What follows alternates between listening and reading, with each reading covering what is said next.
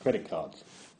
So, if a customer wants to apply for a credit card, they can do so in a number of ways. But let's say they want to just mail in a paper-based application into our bank, which ultimately ends up in our operations department.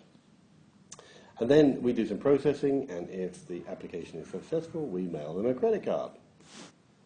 Now, within this internal piece of processing, there are a number of steps. Firstly, we'll take the piece of paper and we'll scan it into our system. Then, working from that image, we do some processing. And based on that processing and accreditation, if they're successful, we then send off the information to a vendor for embossing. Now, before this event, this process was taking up to 5 weeks, which is an inordinate and not very customer-centric amount of time. So why was that? You may ask. Good question. So to answer it, I just need to go into a little bit more detail on that internal processing. So, if you remember, first step was to scan. And this is what we were doing. And we had got a third-party vendor, let's call them DP, to do that for us.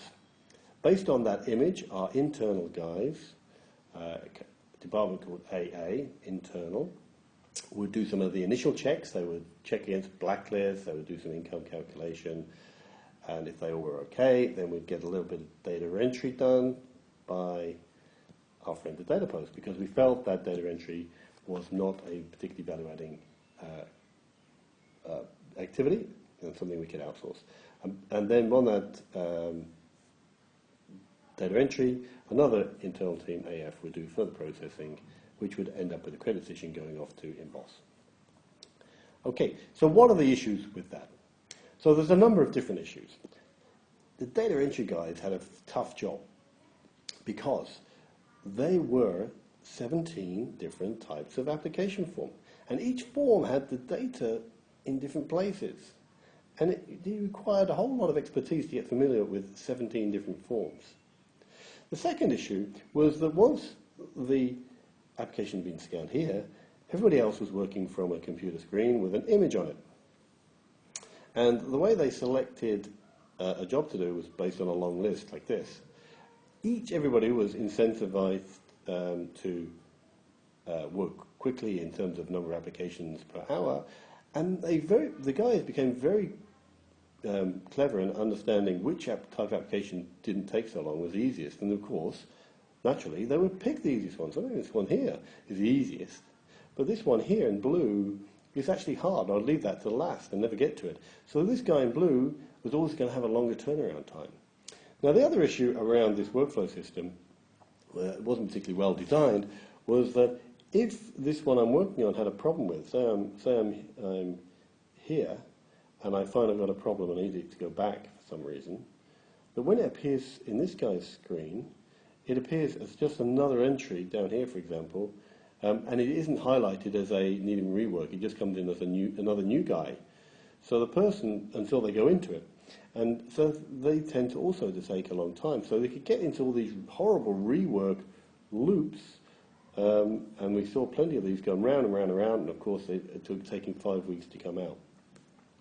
So what was and the other thing I should mention is that the guys in the DataPost or DP were, because they were third parties, not internal departments, were sitting in a separate room away from these guys.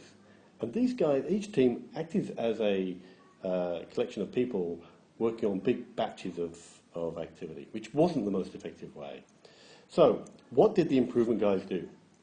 Very simply, but very fundamental change. They broke all the activities down so that they could be performed by 2 people sitting next to each other. Radical stuff. And we call this role 1, and this guy does role 2. So DataPost still do the scanning, but based on the images, this guy in role 1 does the initial data entry and first part of processing, and then hands off to row 2 to do the remainder. Now, why is this so much better? Well, first, it eliminates all that motion and transportation waste, but more importantly, these guys can talk to each other. So when this guy hands this guy a form, and at the start this was actually handed the physical form, and there was a problem with it in the data entry, this guy could say, hey, Mr. Roll 1, this isn't quite right. You've forgotten to do this. And this guy here learns how to improve. In the previous system, nobody talked to each other. And the other thing is that these guys work at one at a time. So this guy will pass and this one, and this guy immediately works on it. So this is still fresh. If this communication happens, it's still fresh in this guy's mind. So it's a fantastic virtuous loop. And this was now taking 12 minutes to do in total. Fantastic.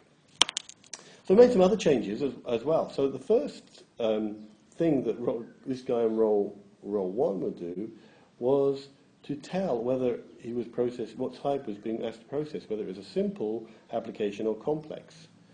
So simple ones, if it's, say, for example, an add-on card where it's the same customer requiring another card, is more simple. Whereas maybe it's a brand new application for a self-employed person, it's much more complex. And depending on the skill levels of the people, we could set up cells that could do the simple ones or the complex. And this process of this early separation is known as triage. And the third improvement, major improvement, was that of simplification. So remember those 17 forms?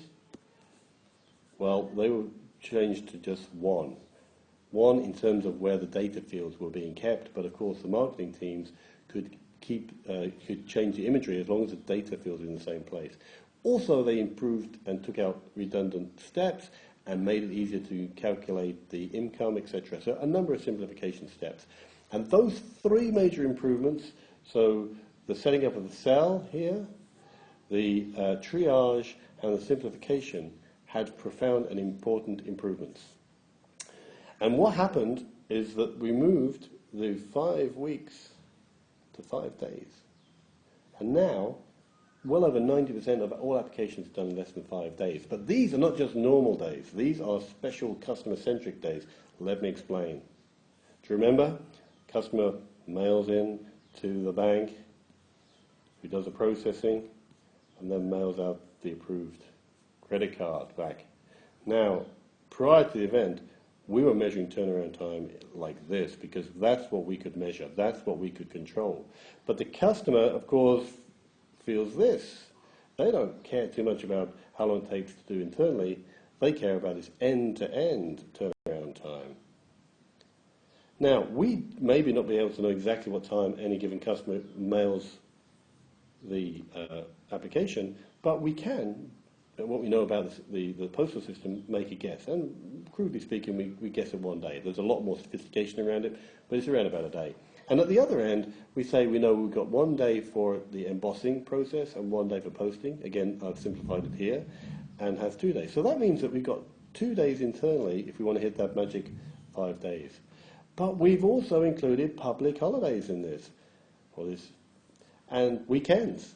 So really, when you average all that out, we have to do this now in 1 day. And that's what the team are doing using this new process.